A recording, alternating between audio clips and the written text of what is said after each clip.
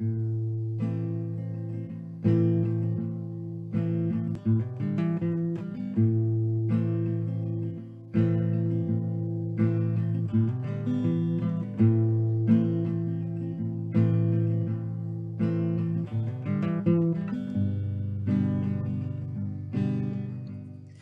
pour commencer, la pâte à tarte, j'ai mis 200 g de farine blanche. Après, vous pouvez mettre de la farine semi-complète, complète peut-être moins, mais en tout cas, voilà. Moi, j'ai mis de la blanche, la T55. J'ai mis une demi-cuillère à café de sel. Je vais rajouter 5 centilitres d'eau et 5 centilitres d'huile.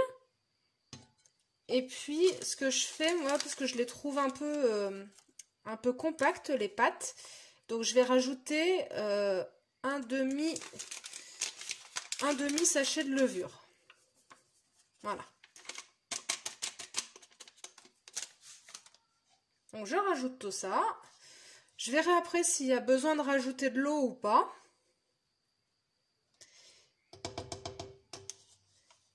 Et je déteste mettre les mains dans les pâtes. C'est un truc que je peux pas. Du coup, ce que je fais, c'est que tant que c'est possible, bah, je fais avec la spatule. Et clairement, je pense qu'effectivement, il va falloir rajouter de l'eau. Donc, je vais garder. Donc ça, c'est une recette que j'ai suivie, hein. D'habitude, je fais au pif, mais là, du coup, c'était pour vous donner des vraies quantités. Et au final, je me rends compte que ça va être compliqué.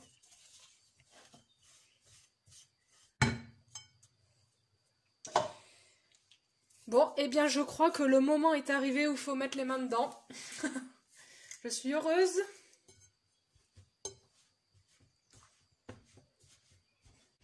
Bizarre cette recette. Je suis pas sûre que je vais vous la mettre finalement. Qu'est-ce que c'est que cette recette? Oh.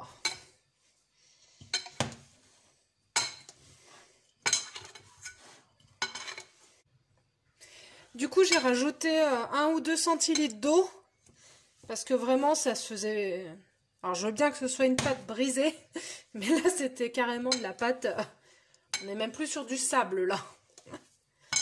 Et là, ça commence à se tenir. Donc, je vais pas trop en rajouter pour garder quand même la nature qui semblait être prévue pour la pâte. Donc là, on a une pâte qui est encore, je trouve, un peu, voilà, un peu sablée, un peu poreuse, mais bien grasse. Et je vais la laisser reposer le temps que je prépare tout le reste. Voilà. Je vais la laisser dehors, vivre sa vie tranquillement. Pardon. Maintenant que notre pâte est prête et que j'ai l'impression d'avoir refait du béton comme il y a 2 jours, on va partir sur la première étape de la préparation de la quiche, donc c'est-à-dire de faire pré-cuire les poireaux. Donc là, il y a l'équivalent de 4 verres de... Enfin, il y a l'équivalent du verre de 4 poireaux, parce que le reste, j'y ai mangé en vinaigrette. Donc là, j'ai gardé la partie verte, que j'ai déjà lavée, coupée, et qu'on va faire revenir à la poêle à feu doux, avec un peu d'eau après, pour les faire cuire.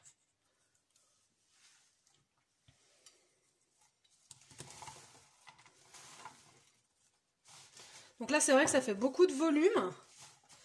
Après, ça va réduire et puis on verra si on met tout dans la pâte, dans la tarte ou pas. A priori, j'ai envie de dire oui, parce que c'est une quiche au poireau, mais je vous repréciserai ça tout à l'heure.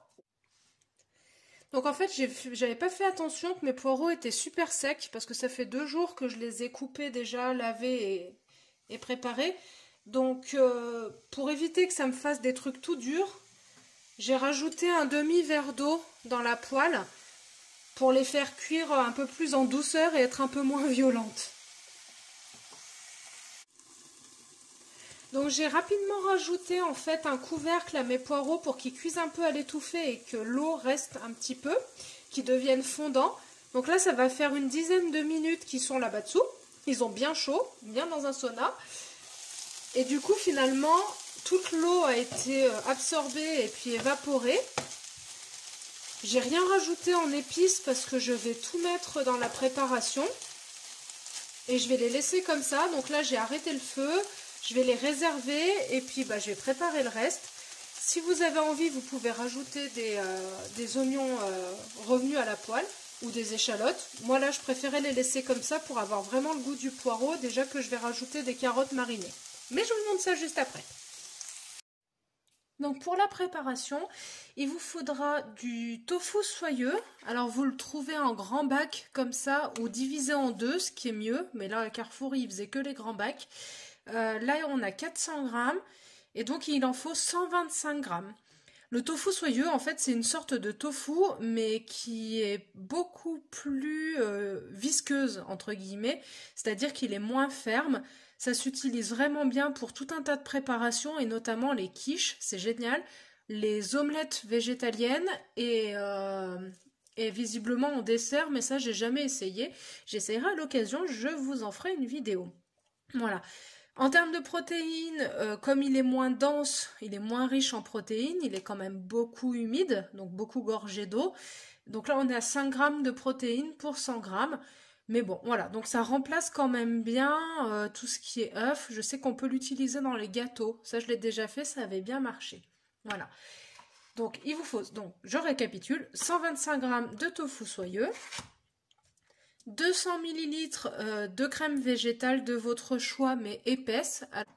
Il vous faut 2 cuillères à soupe de farine de pois chiche, si vous arrivez à lire, je pense. Donc la farine de pois chiche, si vous voulez, vous pouvez la remplacer par de la farine normale. Elle apporte un petit goût sympa et puis surtout elle est riche en protéines aussi, donc c'est intéressant.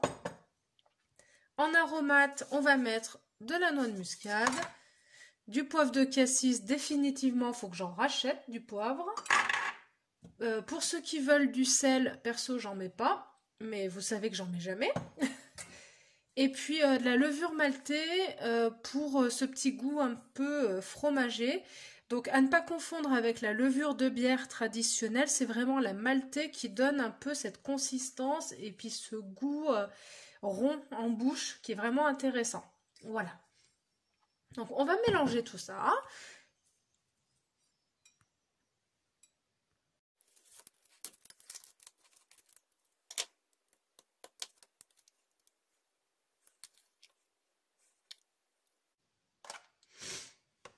En fait, ça me rappelle maintenant, la texture du tofu soyeux, ça fait penser au flan aux œufs. Voilà, c'est vraiment un peu le même truc. Mais par contre, ça se mélange très bien avec le reste des ingrédients. Ça s'effrite vraiment bien, c'est intéressant.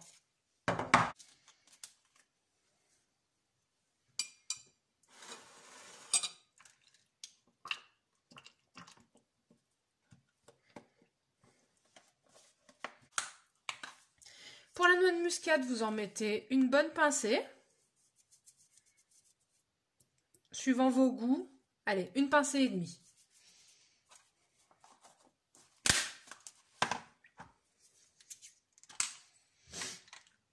Le poivre. Pareil, une grosse pincée.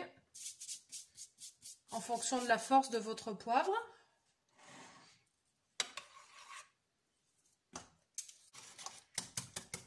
Donc on va rajouter les 2 cuillères à soupe de farine de pois chiche.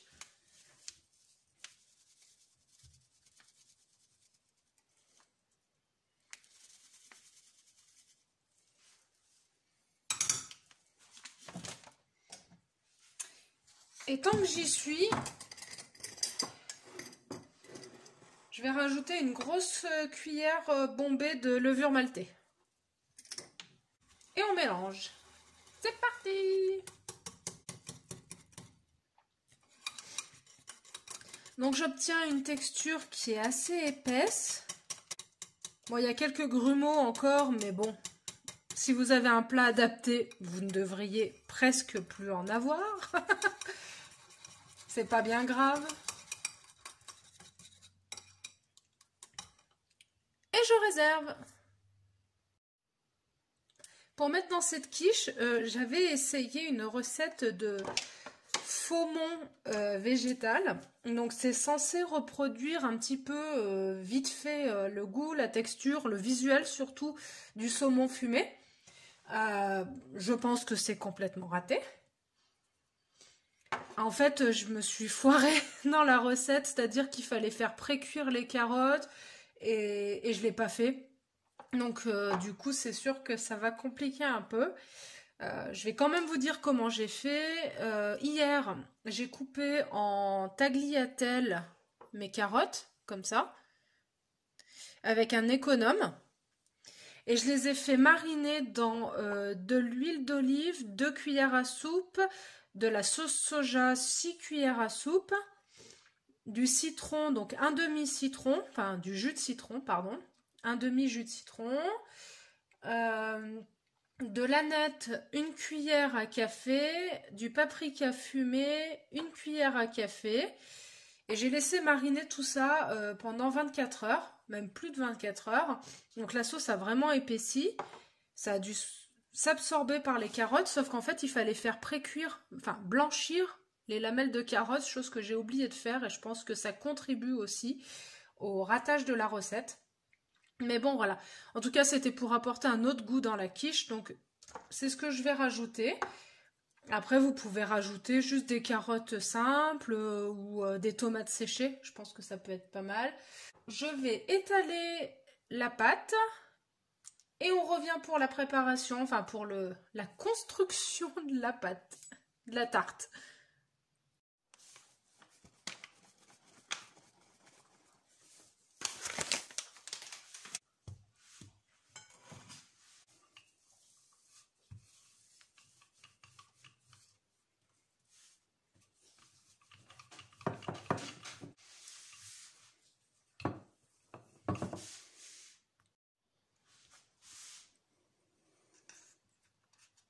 En tout cas, je pense qu'on est sur de la pâte sablée.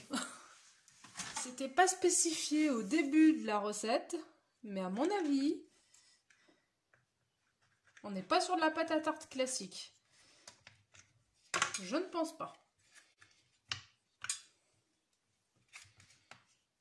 Donc je vais essayer de me dépatouiller avec tout ça. Et puis quand ça ressemble à quelque chose, je reviens vers vous. J'ai réussi à faire quelque chose avec ma pâte.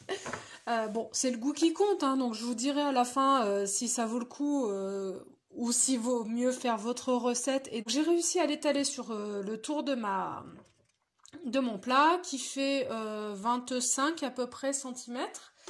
Moi, ce que j'aime bien faire au fond des tartes de légumes, j'en ai plus, c'est de mettre un fond de moutarde.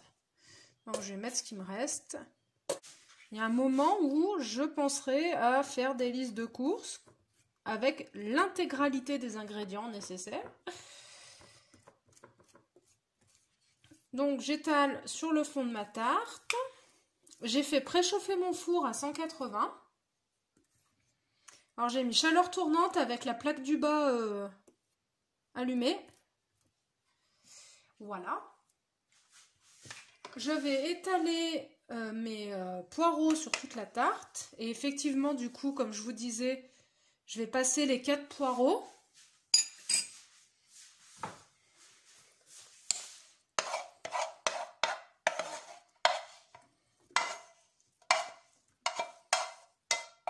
Je vais répartir aussi mes lamelles de carottes qui ont un petit goût paprika fumé aneth. Je vais remettre donc ma préparation par-dessus.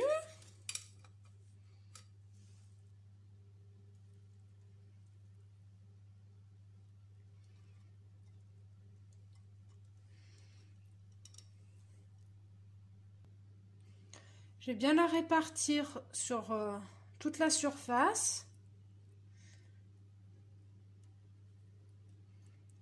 Pour faire gratiner, donc je vais mettre du fromage végétal goût cheddar. Alors il est très salé, donc je ne vais pas en mettre beaucoup. Surtout si vous avez déjà mis du sel dans la préparation, allez-y mollo. Voilà, c'est vraiment pour dire, de donner un peu... pour jouer sur le visuel. Parce que si vous voulez faire manger des tartes végétales à des gens qui mangent de la viande d'habitude, ce qui devient à peu près mon... comment dire, mon amusement quotidien, vaut mieux que ce soit beau.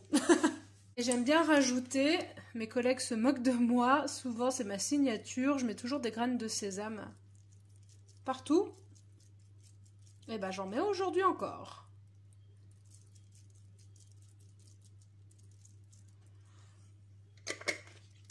Voilà, je vais la mettre une demi-heure à cuire à 180 degrés, donc chaleur tournante avec la plaque du bas.